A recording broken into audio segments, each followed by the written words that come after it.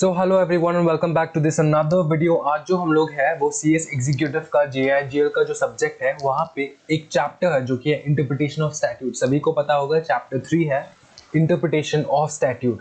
अभी हम लोग ये चैप्टर क्रैक करने वाले हैं कि इंटरप्रिटेशन ऑफ स्टैट्यूट कैसा होता है, क्या होता है, क्यों दरकार है ये चैप्टर अपने सिलेबस में, वो भी हम लोग डिस्कस करने वाले। ओके, तो सीएस एग्जीक्यूटिव 2020 एग्जाम्स के लिए पूरा रिलायबल है, एकदम अच्छे से नोट्स जो है वीडियो से देख के कॉपी कर लो, अच्छे से बैठ के पेन पेपर लेके और समझो। ठीक है, समझो, एक एक टॉपिक समझो, क्योंकि ये जो टॉपिक्स है जो मैं एक्सप्लेन कर रहा हूँ या फिर करने जा रहा हूँ, वो जो टॉपिक्स है वही आपको याद आने वाला एग्जामिनेशन हॉल में कि हाँ ये चीज़ ऐसा होता है, ऐसा काम करता है ये चीज़। ओके, तो ये प्रोफेशनल एग्जामिनेशन है। ठीक है, तो you have to get the complete knowledge कि इसका मीनिंग क्या है, क्यों लाया गया है ये, etcetera etcetera all this. So we ना डिग इनटू इट। सबसे पहला क्या होगा अपना इंट्रोडक्शन। इंट्रोडक्शन में हम लोग समझेंगे कि जो इंटरप्रिटेशन ऑफ स्टैट्यूट जो है, इंटरप्रिटेशन ऑफ स्टैट्यूट जो है वो क्या है, इसका मीनिंग क्या है इंटरप्रिटेशन ऑफ स्टैट्यूट। तो आप लोगों को मैं बता दूं, इंटरप्रिटेशन का मतलब होता है समझना। ओके, इंटरप्रेट करना, समझना। एक कोई भी डिफिकल्ट लैंग्वेज में, कोई भी डिफिकल्ट लैंग्वेज में, मतलब जो आपके कॉमन लैंग्वेज नहीं है उस लैंग्वेज में कोई भी किस चीज अगर दिया हुआ है उसको क्रैक करना, उसको उसका मतलब समझना, उसको कहते हैं हम लोग इंटरप्रिटेशन। और स्टैट्यूट क्या है सर? स्टैट्यूट मतलब होता है legislature. Okay, will of legislature. Legislature के द्वारा बहुत सारे एक्ट्स पास होते हैं। ठीक है, उनको हम लोग स्टैट्यूट्स कहते हैं। अभी समझो एक चीज, लेजिस्लेचर जो वर्ड है उसमें दो बंदे आते हैं, एक होता है पार्लियामेंट, दो चीज आता है, दो डिविजन आता है, एक होता है पार्लियामेंट और एक होता है प्रेसिडेंट। ओके, तो इतना बेसिक नॉलेज है अपना कि इंटरप्रिटेशन ऑफ स्टैट्यूट क्या है। जो पार्लियामेंट या फिर प्रेसिडेंट द्वारा जो एक्ट्स पास होते हैं ना, उस एक्ट्स को हम लोग खुद के कॉमन लैंग्वेज में समझे, उसको कहते हैं हम लोग इंटरप्रिटेशन ऑफ स्टैट्यूट। ठीक है, इंटरप्रिटेशन ऑफ स्टैट्यूट उसको कहते हैं हम लोग इंटरप्रिटेशन ऑफ स्टैट्यूट। अभी हर कोई चीज, ये चैप्टर जरूरी क्यों है, समझो एक चीज, ये चैप्टर जरूरी क्यों है। लॉ का जो भाषा होता है ना, लॉ का जो लैंग्वेज होता है ना, वो डिफरेंट होता है। लॉ का जो लैंग्वेज होता है वो डिफरेंट होता है। किस प्रकार से डिफरेंट होता है कि उसका जो वर्ड्स है उसका बहुत सारे वर्ड्स का अलग अलग मीनिंग होता है। फॉर एग्जाम्पल अगर मैं आपको एक वर्ड बताऊं, फॉर एग्जाम्पल वेकेशन।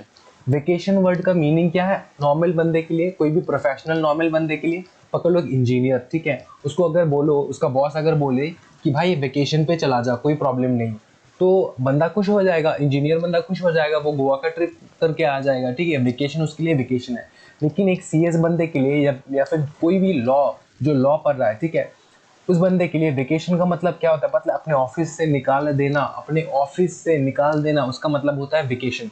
तो समझो एक चीज, अगर अगर अपना जो पार्लियामेंट है वो क्या नॉर्मल लैंग्वेज के हिसाब से लॉ जारी करेंगे? एक्ट्स जो जारी करेंगे वो क्या नॉर्मल लैंग्वेज के हिसाब से जारी करेंगे या फिर लॉ के लैंग्वेज के हिसाब से जारी करेंगे? ऑब्वियसली लॉ के लैंग्वेज के हिसाब से जारी करेंगे।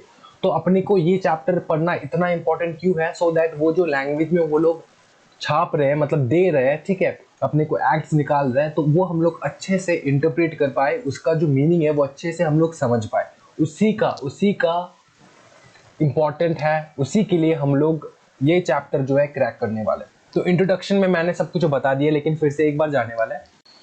स्टैट्यूट क्या पता है? A statute has been defined as the will of the legislature. समझो हमेशा स्टैट्यूट जो होता है वो विल ऑफ द लेजिस्लेचर में भाई दो बंदे होते हैं। ठीक है, जो इंटेलिजेंट बंदा है, इंटेलिजेंट बच्चे हैं, वो फटाफट बता देंगे, उनको पता है दो बंदे कौन कौन है। बताओ फटाफट। एक है पार्लियामेंट, ठीक है, और एक बताओ, एक है प्रेसिडेंट। ठीक है, एक है पार्लियामेंट, एक है प्रेसिडेंट। ओके,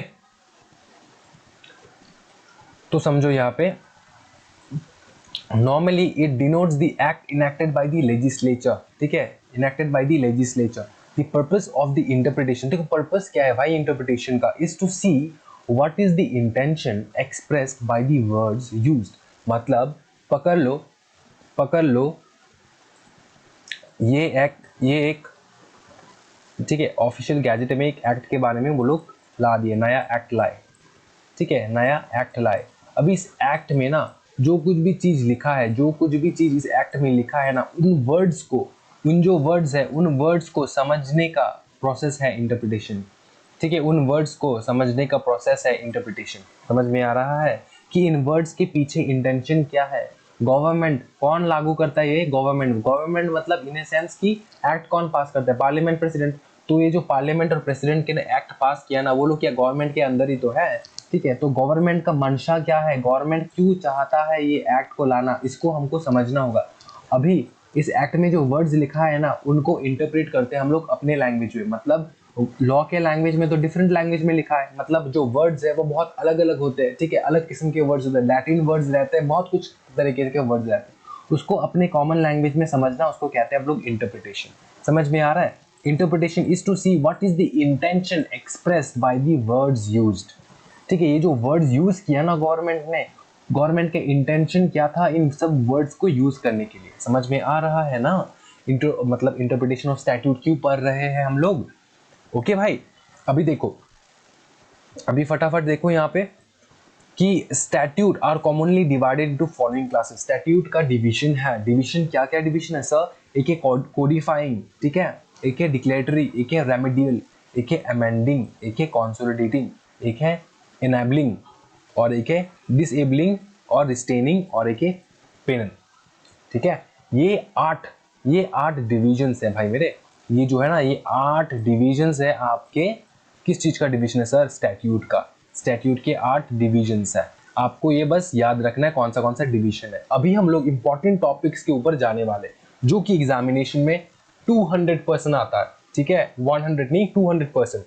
ये लिख के रख लो कि हम जो यहाँ से पढ़ने वाले हैं ना, ये 200% एग्जामिनेशन में आएगा। अभी क्या पढ़ने वाले सब हम लोग पढ़ने वाले जनरल प्रिंसिपल्स ऑफ इंटरप्रिटेशन। क्या पढ़ने वाले हैं? General principles of interpretation. Okay, तो एक चीज समझो, अगर आप खाना बनाने जा रहे हो, एक खाना बनाने जा रहे हो, ठीक है, तो उसका कोई प्रोसेस होगा ना, कुछ रूल्स एंड रेगुलेशंस रहेगा ना खाना बनाने में, है कि नहीं? या फिर आप मतलब एवे ही मतलब कुछ भी चीज नहीं जान के आप खाना बनाना सीख जाओगे, स्टार्ट कर लोगे, खाना बन भी जाएगा, ऐसा है क्या? रूल्स है ना, रूल्स फॉलो करना होता है। कितना टाइम पकाना होता है, क्या पहले देना होता है, क्या बाद में देना होता है, सब रूल्स है। तो एक एग्जाम्पल है, पकड़ लो आप गाड़ी चलाने के लिए सीख रहे हो, ठीक है, गाड़ी चलाना चाहते हो, तो आप गाड़ी कैसे चलाओगे ना, उसका भी तो रूल्स एंड रेगुलेशन है। रास्ते पे कैसे गाड़ी लेकर जाओगे, उसका भी तो रूल्स एंड रेगुलेशन है। ट्रैफिक रूल्स फॉलो करना पड़ता है, बहुत कुछ है। तो उसी प्रकार जो हम इंटरप्रेट करते हैं ना, कोई भी चीज इंटरप्रेट करते हैं ना, उसका बहुत सारा रूल्स रहते हैं कि किस प्रकार से हम लोग इंटरप्रेट करें। ठीक है, अभी गवर्नमेंट तो बता दिया कि हाँ, इंटरप्रिटेशन ऑफ स्टैट्यूट लॉन्च कर दिया चैप्टर। अभी गवर्नमेंट ने बताया ओरिजिनली जैसे हम लिखे हैं, ठीक है, आप लोग को उनका मीनिंग, जो ओरिजिनल मीनिंग है वो समझना होगा। ठीक है, तो हमने पूछा गवर्नमेंट से, सर हम समझे कैसे, आपने जो लिखा है, आपने जो लॉ के भाषा में लिखा है सर, वो लॉ का भाषा हम सीखे कैसे? तो गवर्नमेंट ने बोला बेटा सीएस ज्वाइन करो और सीएस एग्जीक्यूटिव, सीएस ईटी पास करके सीएस एग्जीक्यूटिव में जाओ। जाने के बाद वहां पे जेआईजीएल में 3rd चैप्टर होगा इंटरप्रिटेशन ऑफ स्टैट्यूट, वो पढ़ो अच्छे से। वहीं पे आपको दिखाए, मतलब आपको वो नॉलेज देंगे हम लोग कि कैसे इंटरप्रेट करते हैं लॉ को। ठीक है, कैसे इंटरप्रेट करते हैं लॉ को। तो सबसे पहला क्या है? प्राइमरी रूल है। सबसे पहला रूल क्या है? Primary rule. हाँ, एक है प्राइमरी रूल, एक है other rules of interpretation. Primary rule में 5 हेडिंग्स है, 1 2 3 4 5। ठीक है, और अदर रूल्स ऑफ इंटरप्रिटेशन में 1 2 3 4। सबसे पहले देखते हैं हम लोग प्राइमरी रूल। यहाँ पर क्या कहा गया है? Literal construction. ठीक है, ये एक टॉपिक है, अपने को क्रैक करना है। नेक्स्ट क्या है? द मिस्चिफ रूल और हिडन रूल। ठीक है, ये दूसरा टॉपिक है। थर्ड टॉपिक क्या है? रूल ऑफ रीजनेबल कंस्ट्रक्शन, या फिर हम लोग उसको कह सकते हैं उट रेस मैजिस वैलिड कंपैरेट। इसका मतलब क्या है सर? उट रेस मैजिस वैलिड कंपैरेट। इसका मतलब क्या है सर? इसका मतलब यही है reasonable construction, rule of reasonable construction. इसी का मतलब है उट रेस मैजिस वैलिड कंपैरेट। सर ये कौन सा भाषा है? ये लैटिन भाषा है। ठीक है, उट रेस मैजिस वैलिड कंपैरेट। मेरे साथ रिपीट करो सो दैट आपको आ जाए। उट रेस मैजिस वैलिड कंपैरेट, उट रेस मैजिस वैलिड कंपैरेट, उट रेस मैजिस वैलिड कंपैरेट। ठीक है, ये जो आपका ना मतलब पढ़ते पढ़ते पढ़ते पढ़ते ऑटोमेटिकली आ जाएगा, टेंशन लेने का दरकार नहीं है। उसके बाद क्या है? Rule of harmonious construction.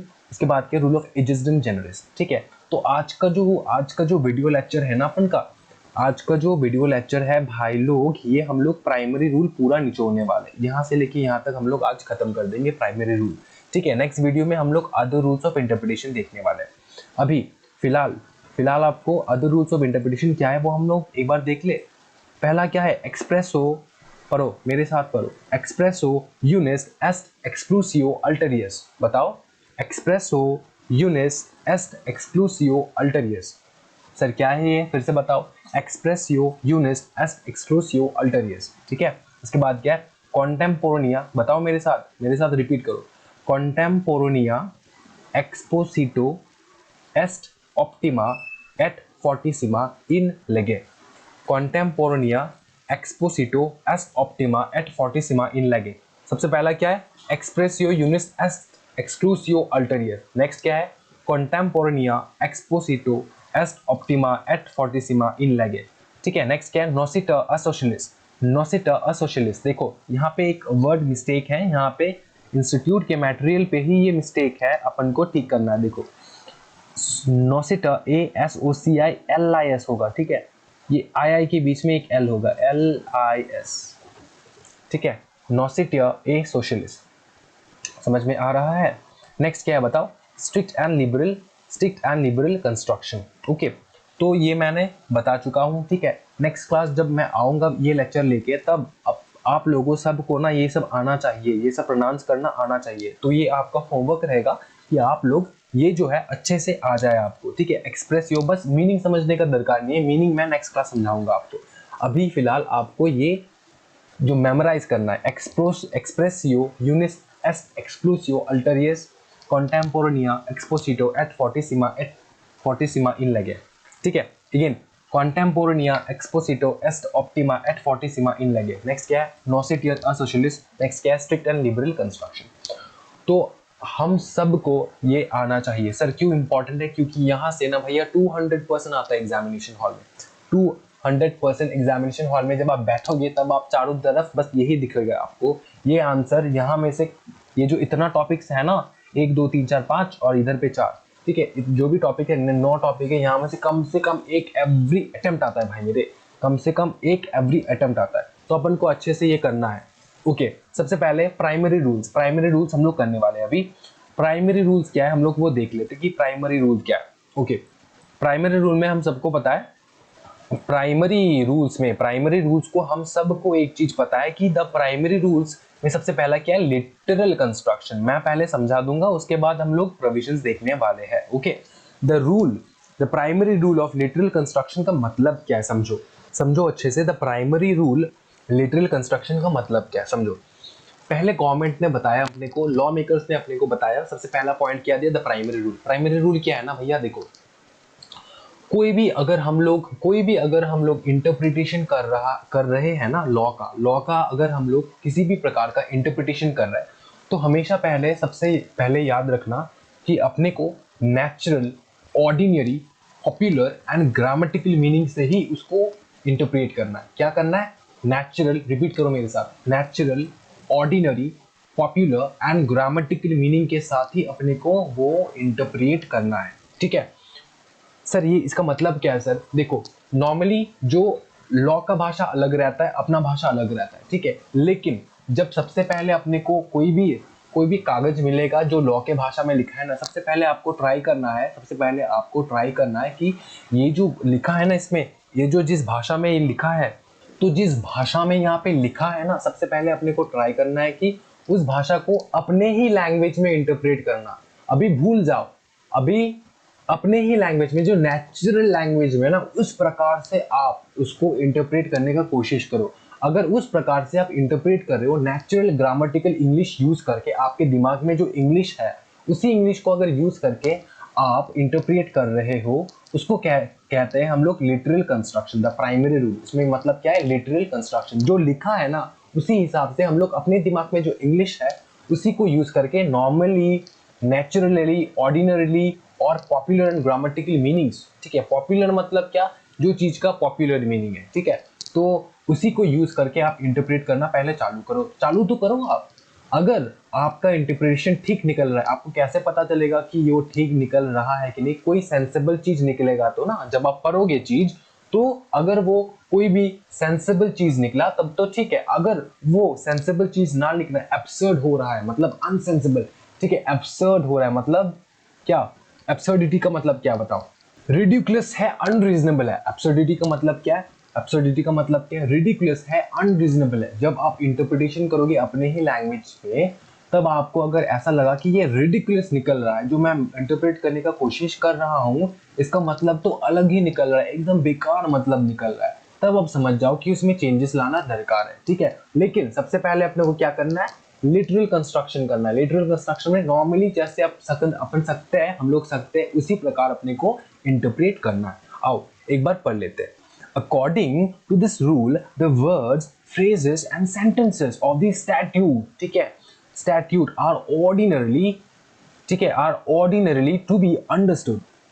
Ordinarily समझने की कोशिश करो सबसे पहले उसको, ठीक है, इन देयर नेचुरल, ऑर्डिनरी और पॉपुलर एंड ग्रामेटिकल मीनिंग, ठीक है। जो भी पॉपुलर हम लोग डे टू डे यूज में जो यूज करते हैं, पॉपुलर है ना, उसी इंग्लिश को यूज करके आप इंटरप्रेट करने का कोशिश करो। अनलेस, देखो यहाँ पे चेंजिंग है, unless such a construction leads to an absurdity, तब तक करते रहो जब तक ना कि वो जो इंटरप्रिटेशन है, वो जो इंटरप्रिटेशन है, सच ए कंस्ट्रक्शन मतलब वो जो हम लोग कंस्ट्रक्ट कर रहे हैं ना, कंस्ट्रक्शन मतलब क्या, घर बनाना, यहाँ पे घर बनाना नहीं, यहाँ पे एक मीनिंग निकालना। किसी भी, अगर आपको चाइनीज भाषा लेके रख दिया आपके सामने, तो आप एक एक वर्ड यूज करके, मतलब एक एक वर्ड जो लिखा है उसको मीनिंग मतलब मीनिंग जानने के बाद, आप एक एक वर्ड कंस्ट्रक्ट करने के बाद ही तो आपको पूरा सेंटेंस का मीनिंग समझ में आएगा, है कि नहीं।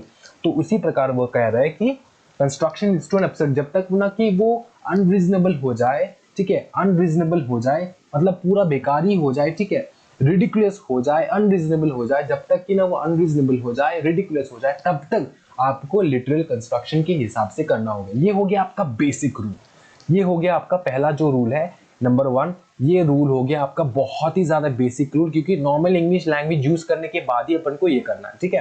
यहाँ पर इंपॉर्टेंट वर्ड्स क्या है, जो कि आप आंसर जब लिखोगे, आंसर जब लिखोगे आप आपके पेपर में, तब आपको इन वर्ड्स को ना अच्छे से अंडरलाइन करना है, क्योंकि ये इंपॉर्टेंट वर्ड्स है, ठीक है। Grammatical meaning, unless such construction leads to an absurdity, okay.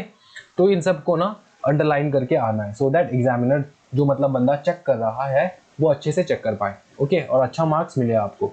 आओ इधर आओ, नेक्स्ट क्या है, द मिस्चिफ रूल और हिडन रूल। देखो मिस्चिफ रूल क्या कहता है, मिस्चिफ रूल का मतलब क्या है और हिडन रूल का मतलब क्या है, समझो। सिंपल है, एकदम सिंपल है, ओके। जब जब आपके पास कोई भी पेपर हो ना, मतलब पकड़ लो यहाँ पे पेपर, मतलब सर किस प्रकार का पेपर के बारे में बात करो सर, आपके पास कोई भी लॉ का पेपर हो, ठीक है, यहाँ पे वर्ड्स लिखा है, ऑब्वियसली लिखा है, आपको इंटरप्रेट करना है इन वर्ड्स को, आपको समझना है कि यहाँ पे लिखा क्या है।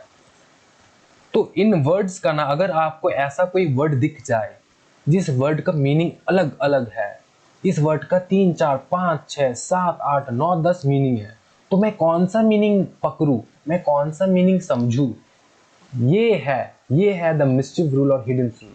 तो हमेशा याद रखना, हमेशा याद रखना, वही मीनिंग आपको चूज करना है, वही मीनिंग आपको चूज करना है, जिससे आप मिस्चिफ को शांत कर पाओ, मिस्चिफ को सजा दे पाओ, पनिश द रॉन्ग, जिससे आप रॉन्ग बंदे को पनिश कर पाओ। समझो एक चीज, मैं एग्जांपल दे रहा हूं, एक जज बैठा है, ठीक है, एक जज बैठा है कोर्ट रूम में, ये है कोर्ट रूम, ठीक है, कोर्ट रूम में एक जज बैठा था, ठीक है। तो यहाँ पे समझो चीज, ये जज बैठा है, ठीक है, ये एक जज बैठा है, ये एक जज बैठा है, और ये एक बंदा है, इसके खिलाफ अपने को जजमेंट देना है, ठीक है। लेकिन जज जब पढ़ रहा था ना, जज जब पढ़ रहा था, तो जज ने ऐसा कुछ लॉ दिखा, उनको ऐसा कुछ लॉ दिखा, जिस वर्ड से ना, ऐसा कुछ वर्ड दिखा जिसके पीछे उस वर्ड का बहुत सारा मीनिंग है, बहुत सारा मीनिंग है, बहुत सारा मीनिंग है इस वर्ड का, ठीक है। और इस वर्ड का जितना भी मीनिंग है ना, उनमें से एक मीनिंग पकड़ के इस बंदे को पनिश करना है। तो अपने को कौन सा मीनिंग पकड़ना है, तो जज क्या करेगा, जज वैसा एक मीनिंग पकड़ेगा, या इस वर्ड में से ऐसा कुछ मीनिंग पकड़ेगा जिस मीनिंग के तहत, ठीक है, जिसको यूज करके जज इस मिस्चिफ को पनिश कर पाए। तो हमेशा याद रखना, सिंपल वे है एकदम। देखो, when word used in law are ambiguous, मतलब एक वर्ड का बहुत सारा इंटरप्रिटेशन है, एक वर्ड का बहुत सारा मीनिंग है, मतलब निकलता है, and capable of more than one interpretation, then the meaning shall be taken. कौन सा मीनिंग लिया जाएगा? देखो, then the meaning shall be taken by which we can suppress the mischief. Suppress the mischief माने जो भी बंदा मिस्चीफ है उसको हम लोग पकड़ पाए, उसको हम धर पाए, उसको हम पनिश कर पाए, मतलब that is punish the wrong. ठीक है, हम लोग पनिश कर पाए। तो एक वर्ड का बहुत सारे मीनिंग है, अपन को वो मीनिंग पकड़ना है जिस मीनिंग से हम जो दोषी है, जो रॉन्ग है, उसको हम पनिश कर पाए। सिंपल है एकदम, द मिस्चिफ रूल और हिडन रूल, हमेशा याद रखना ये चीज। अभी देखो सुनो एक बात, एग्जाम में क्या लिखना है? एग्जाम में सबसे पहले ये लाल बक्सा लिख देना है, ठीक है, बॉक्स बना के नहीं लिखना है, नॉर्मली जैसे प्रोविजन मैंने लिखा है ऐसे लिखना है, ठीक है। उसके बाद हिडन रूल का 4 मेन कॉन्सिडरेशन है। 4 things are considered in Heydon rule, ठीक है, 4 things are to be considered in Heydon rule. वो कौन सा 4 थिंग्स है? देखो, सिंपल वे। सबसे पहले, what was the common law before the making of the act?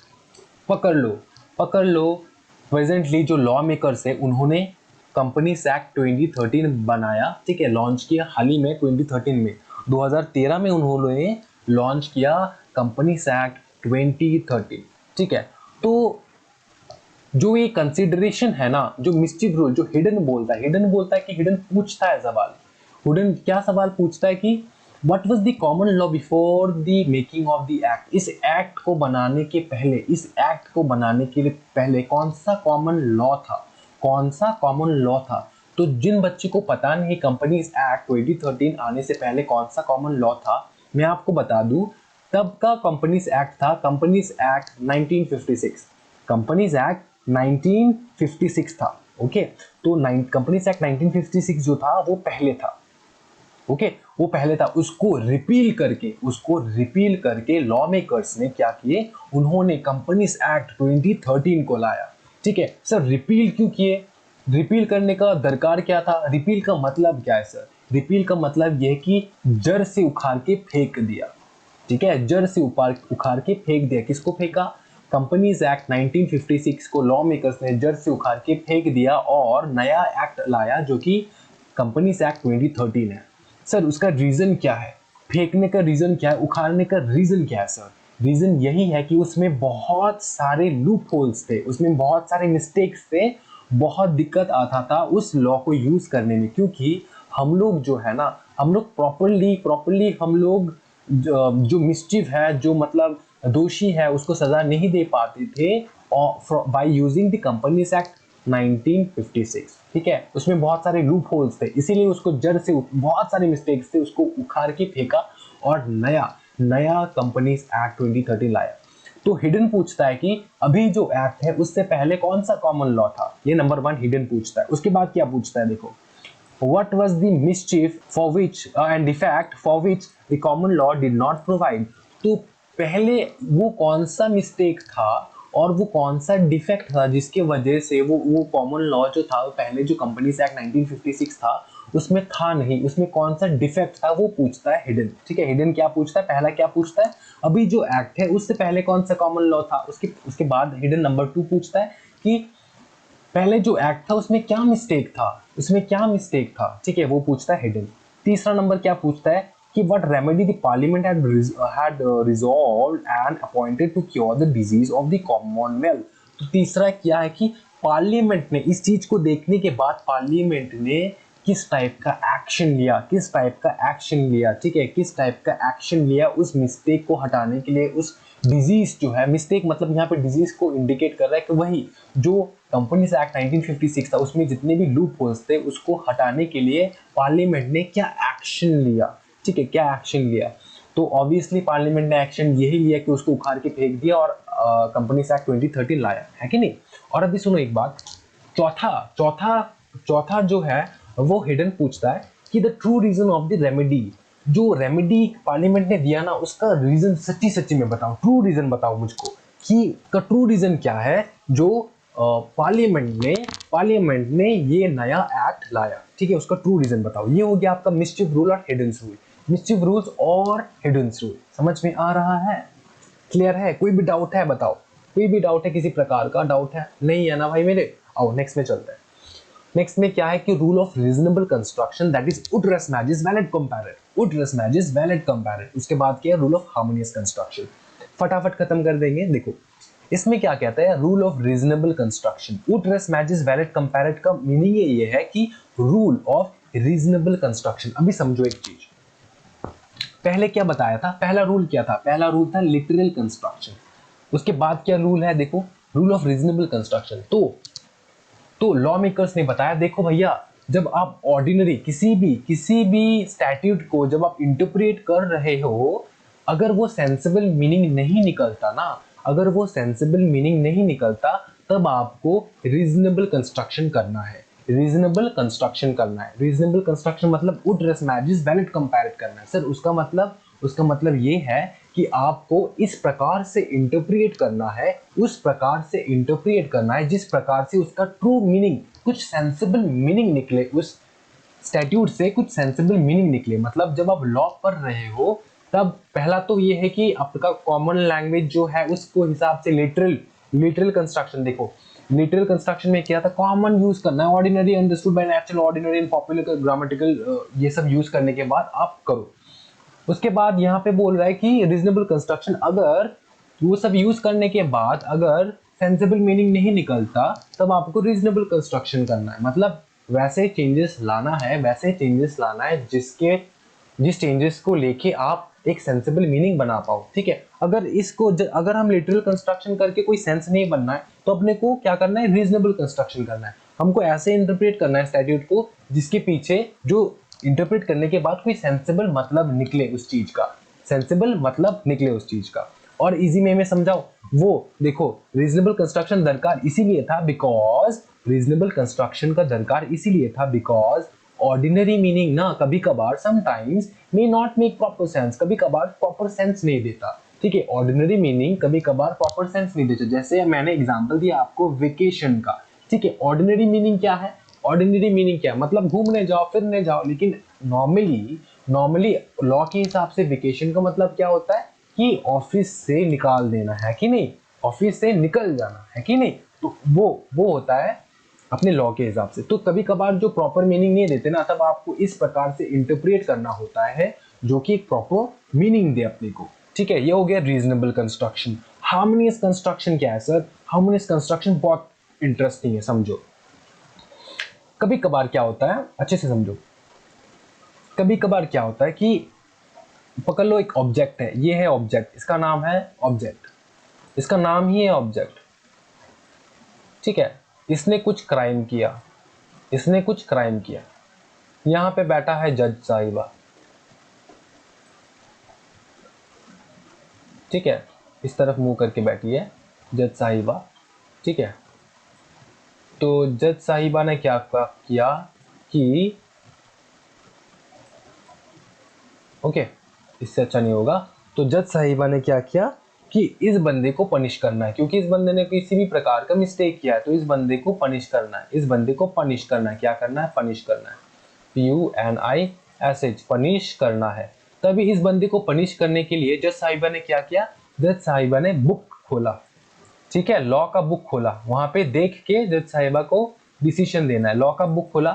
तो उन्होंने नोटिस किया कि यहाँ पे तो हार्मोनियस कंस्ट्रक्शन का दरकार है, हार्मोनियस कंस्ट्रक्शन का दरकार है। सर हार्मोनियस कंस्ट्रक्शन का दरकार है कैसे सर, जब एक सब्जेक्ट मैटर पे ना इसने जो क्राइम किया, इस बंदे ने जो क्राइम किया, ठीक है, इस सब्जेक्ट ने जो इसका जो इस ऑब्जेक्ट का जो एक सब्जेक्ट है, मतलब इस ऑब्जेक्ट मतलब ये जो बंदा है, इसका जो सब्जेक्ट है जिसके वजह से उसने क्राइम किया, ठीक है, उसका सब्जेक्ट क्या है कि उसने क्राइम जो किया, वो क्राइम, देखो वो क्राइम जो है, ठीक है, वो क्राइम क्या है, एक सब्जेक्ट मैटर है।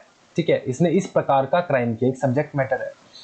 तो एक सब्जेक्ट मैटर का अगर 1 2 3 4 5 मतलब एक एक्ट के अंदर एक section, 2 section, 3 section, 4 section, 5 section, बहुत सारे सेक्शंस का प्रोविजन लिखा है, बहुत सारे सेक्शंस का प्रोविजन लिखा है इस सब्जेक्ट मैटर के लिए, इस सब्जेक्ट मैटर के लिए बहुत सारे प्रोविजंस लिखा है। देखो इजी कब होता है, इजी तब होता है कि एक क्राइम का एक पनिशमेंट। लेकिन कभी आपने अगर फिल्म देखे हो, फिल्म देखते हो ना, तब कभी अगर आपने नोटिस किया है कि जो फिल्म चलता जब है, जब जज साहिबा या फिर जज साहब जब कुछ भी मतलब डिक्लेयर करते हैं, ठीक है, मतलब उनका जजमेंट जब देना होता है, तब वो क्या करता है, वो जब जजमेंट देते हैं ना भैया, तब वो एक पर्टिकुलर प्रकार का जजमेंट नहीं देते। वो क्या करते हैं, धारा 101, धारा 102, ये वो 56 30 सब लगा के, धारा के बाद धारा, धारा जो है सेक्शंस, धारा मतलब सेक्शंस लगाते लगाते लगाते लगाते बहुत सारे सेक्शंस लगाने के बाद उनको पनिश करते हैं। तो उसका पनिशमेंट क्या होता है, देखो एक चीज, पनिशमेंट क्या होता है, ज्यादा से ज्यादा 7 साल या फिर कैपिटल पनिशमेंट दिया जाता है। कैपिटल पनिशमेंट मतलब hang till death, isn't it, या फिर किसी प्रकार का 10 साल का जेल हो, ये हो वो हो, तो इस प्रकार की पनिशमेंट दिया जाता है, ठीक है, इस प्रकार की पनिशमेंट दिया जाता है। लेकिन जज साहिबा जब बोलती है ना, तब क्या बोलती है, इस सेक्शन के धारा इतना सारा सेक्शंस मिला के उन्होंने एक पनिशमेंट देना होता है, इतना ज्यादा मतलब सेक्शंस मिला के उनको एक पनिशमेंट देना होता है, उसी को कहते हैं हार्मोनियस कंस्ट्रक्शन। समझो एक चीज, जब जब एक सब्जेक्ट मैटर के ऊपर बहुत सारे सेक्शंस, बहुत सारे प्रोविजंस ऑफ लॉ अराइज होते हैं ना, तब ना एक सेक्शन दूसरे सेक्शन का रिस्पेक्ट रखने के लिए जज साहिबा को क्या करना पड़ता है कि सारे प्रोविजंस को रिस्पेक्ट करना होता है। तो इसीलिए किसी भी एक प्रोविजंस को चूज नहीं करती जज साहिबा, सभी प्रोविजंस को रिस्पेक्ट करते हुए, सबको कंबाइन करते हुए उनको एक डिसीजन देना होता है।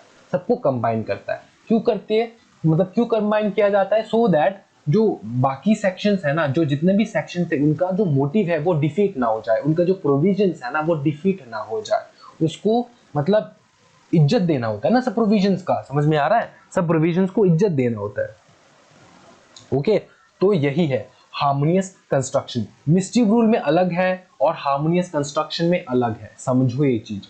हार्मोनियस कंस्ट्रक्शन में बहुत सारे एक एक्ट के अंदर बहुत सारे सेक्शंस होते हैं, सबको मिला के अपन को एक जजमेंट देना होता है, ठीक है, ये है हार्मोनियस कंस्ट्रक्शन। और जो हिडन रूल है मिस्टिव रूल में, उसमें क्या होता है कि बहुत सारे, एक वर्ड का बहुत सारा इंटरप्रिटेशन है, एक पर्टिकुलर वर्ड का बहुत सारा इंटरप्रिटेशन है, हमको कोई भी एक प्रकार का इंटरप्रिटेशन सिलेक्ट करना होता है, जिस इंटरप्रिटेशन से हम दोषी को सजा दे पाए। ये हो जाता है अपना हिडन रूल, जो कि रूल ऑफ मिस्चिव होता है, ठीक है। डिफरेंस समझ में आ चुका है। Okay, rule of harmonious construction अभी एक बार हम लोग देख लेते हैं। देखो, when on the same subject matter there exist more than one provisions or law, then we should combine those provisions so that as far as possible none of the provisions get defeated। समझ में आ चुका है, समझ में आ चुका है, ये एकदम इजी है। A statute must be read as whole, one provision of the act should be constructed with reference to other provisions in the same act so as to make the consistent enactment of the whole statute.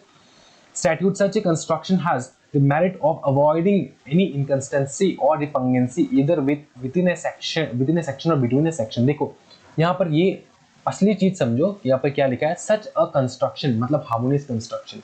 Such a construction, harmonious construction क्यों करना है, क्योंकि सच a construction has the merit, उसके पास एक merit है, power है कि वो अवॉइड कर देता है कोई भी इनकंसिस्टेंसी और रिपंगेंसी। रिपंगेंसी मतलब क्या होता है, रिपंगेंसी मतलब क्या होता है, सबसे पहले ये आपको पर्टिकुलर वर्ड्स का जो मीनिंग है ना वो अच्छे से समझना है कि रिपंगेंसी का क्या मतलब होता है। रिपंगेंसी मतलब होता है डिस्टेस्टफुल या फिर अनएक्सेप्टेबल, ठीक है, अनएक्सेप्टेबल है, समझ में आ रहा है। एक प्रोविजन अलग बताता है, दूसरा प्रोविजन अलग बताता है, तब आपको क्या करना है, हार्मोनियस कंस्ट्रक्शन करना, हार्मोनी लाना है सभी प्रोविजंस के बीच में, सभी प्रोविजंस को एक हाथ पे उठा के आपको कंबाइन करके एक डिसीजन देना होता है, उसको कहते हैं हम लोग हार्मोनियस कंस्ट्रक्शन। यहां से लेके यहां तक रीड करना है। Okay, it is duty of the court to avoid a head and clash between two sections of the act, whether it is possible to do so to construct provisions which appears to conflict so that they harmonies। Okay, आपको पढ़ना क्या है sir, आपको पढ़ना बस यही है, ये जो लाल बॉक्स है इसको अच्छे से पढ़ लेना, ठीक है। उसके बाद यहाँ से जितना हो पाए आपको देख के सिलेक्ट करके you have to study this. Main बात क्या, मुद्दा क्या है कि हार्मोनियस कंस्ट्रक्शन जो आपको समझना है ये चीज क्या है। ओके, यहाँ से लेके यहाँ तक रीड करना है, यहाँ से लेके यहाँ तक रीड करना है और बाकी ये पूरा पढ़ लेना है अच्छे से। ओके, क्लियर है। देखो नेक्स्ट क्या है, नेक्स्ट है अपना रूल ऑफ इजिस्डम जनरलिस और रूल ऑफ एक्सेप्शनल कंस्ट्रक्शन। ये अपना लास्ट टॉपिक होगा आज के वीडियो के लिए, रूल ऑफ इजिस्डम जनरलिस और rule of exceptional construction. Meaning क्या है, देखो रूल ऑफ एजिस्डम जेनरिस का मीनिंग क्या है? एजिस्डम जेनरिस, फिर से बता रहा हूँ, रूल ऑफ एजिस्डम जेनरिस, इसका मीनिंग क्या है कि इसका मीनिंग होता है literally means, ejusdem generis literally means of the same kind और स्पीसीज, एक ही जात का, एक ही जात का, एक ही क्लास का, ठीक है, एक ही जात का, एक ही क्लास का, ठीक है, एक ही ट्राइब का, कुछ भी कह लो, ठीक है, एक ही स्पीसीज का, एक ही जात का चीज। अभी समझो चीज, ये किस प्रकार के बात कर रहा है? यहाँ पे वर्ड्स के जात का बात हो रहा है, ठीक है, यहाँ पे वर्ड्स के डिविजन के क्लासेस का बात हो रहा है। यहाँ पे जो वर्ड्स है ना उनका अलग ही क्लास है। अभी समझो एक चीज, यहाँ पर क्या बता रहा है? सेम स्पीसी मतलब क्या?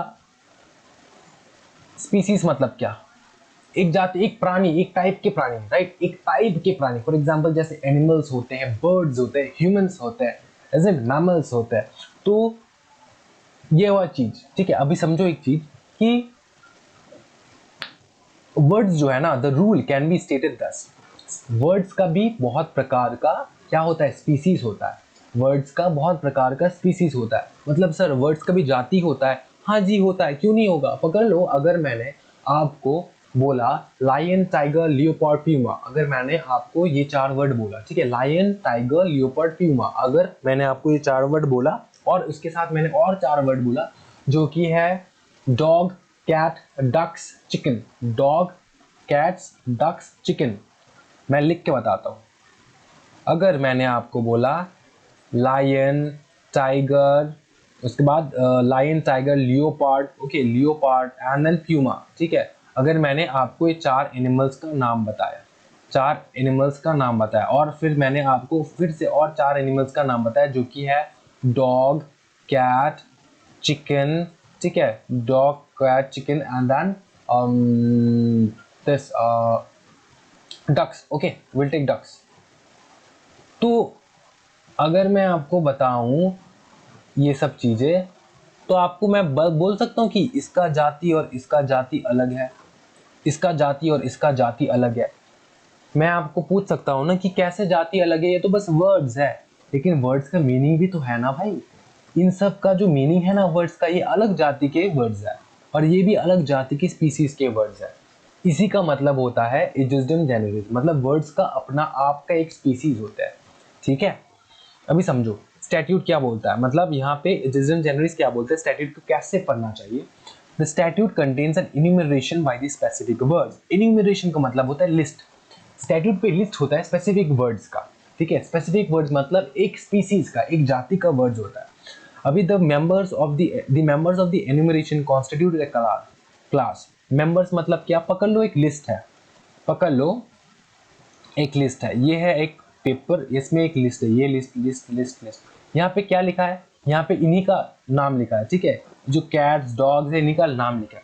तो ये क्या है? ये एक मेंबर हो चुका है, ये डॉग एक मेंबर है, ये कैट मेंबर है, ये एक मेंबर है।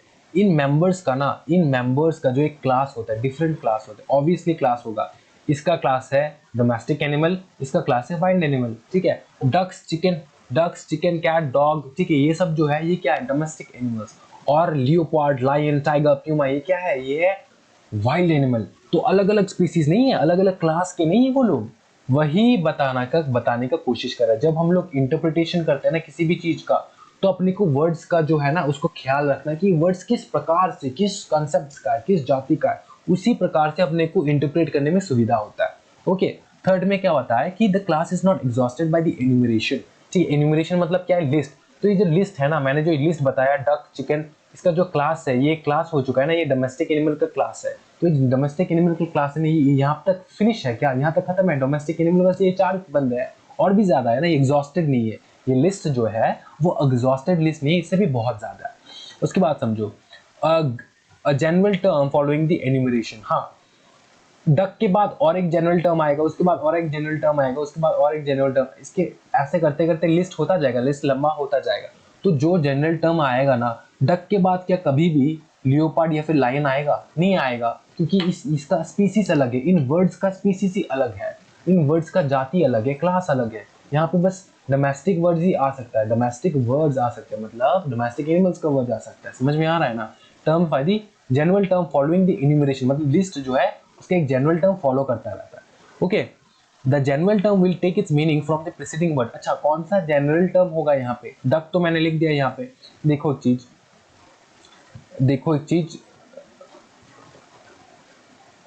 यहाँ पे डक तो मैंने लिख दिया यहाँ पे डक, ठीक है। यहाँ पे जो एक वर्ड होगा, यहाँ पे जो एक वर्ड होगा, यहाँ पे जो एक वर्ड होगा, ये वर्ड कौन सा वर्ड होगा? ये तो हम भैया इससे पहले जो वर्ड्स थे इनको देख के समझेंगे ना कि ये वाला वर्ड क्या हो सकता है। अगर मैं आपको बताऊं 1 2 3 4, अगर मैं आपको बताऊं और ABCD आपको बताओ, ठीक है, तो 4 के बाद क्या आएगा? ई आएगा।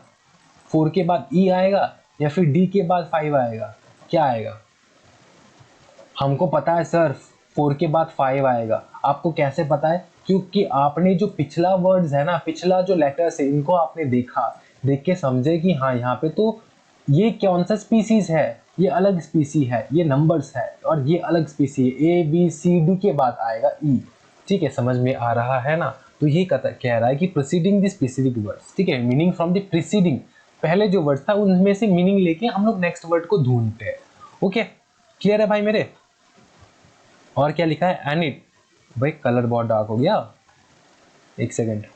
ओके भाई, and it cannot be interpreted in a wider fashion to involve anything, to include anything and everything. Example, if example आपके फेवरेट है, बच्चों का फेवरेट एग्जांपल है, if as per law a zoo contains lion, tiger, leopard and other, then the general words cannot be interpreted in wider fashion to include domestic animals। ठीक है, अगर government ने, मोदी सरकार ने बोला कि एक किसी भी टाइप का रूल किसी भी टाइप का रूल उन्होंने लागू कर दिया, किसी भी टाइप का रूल उन्होंने लागू कर दिया, पकड़ लो, मोदी साहब ने क्या बताया कि भैया भाई और बहनों, अपना जो हम लोग ने एक रूल लेकर आया जनता के हित के लिए, गरीब बंदों के हित के लिए, कि कोई भी बंदा वाइल्ड एनिमल्स घर पे नहीं पालेगा, वाइल्ड एनिमल्स नहीं पालेगा। जितने भी वाइल्ड एनिमल्स हैं आपके, वो जू में चला जाना चाहिए, जू में आपको जाके रख देना है। कोई भी वाइल्ड एनिमल्स चुपके से भी नहीं पाल पाएगा, ठीक है, ब्रीडिंग भी नहीं होगा, और वाइल्ड एनिमल्स कोई नहीं पालेगा, लायन, टाइगर, लियोपार्ड कोई नहीं पालेगा।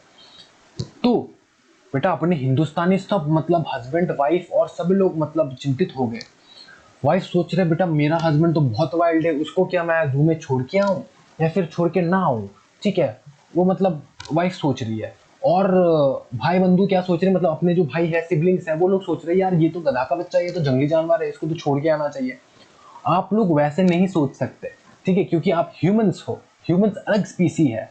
और गवर्नमेंट ने क्या क्या एग्जाम्पल दिया? लायन, टाइगर, लियोपार्ड, ठीक है। तो जंगली जानवर मतलब आपके अंदर के जंगलीपन को नहीं, बाहर का जो जंगलीपन है उसको देख के बाहर रखना है, जू में रखना है। तो आपके घर में आपके हस्बैंड जितना भी वाइल्ड हो जाए, या फिर आपका वाइफ जितना भी वाइल्ड हो जाए, या फिर आपके सिबलिंग्स जितने भी वाइल्ड हो जाए, ठीक है, उनको जू में नहीं छोड़ना है।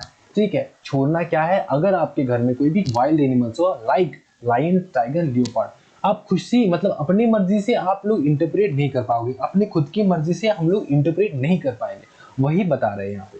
Okay, words can not be interpreted in a wider fashion, ठीक है, तो उसके हिसाब से मतलब अपने ही अंदाज से आप वाइडर फैशन से आप लोग जो है इंटरप्रेट नहीं कर पाओगे। ओके, क्लियर है भाई मेरे?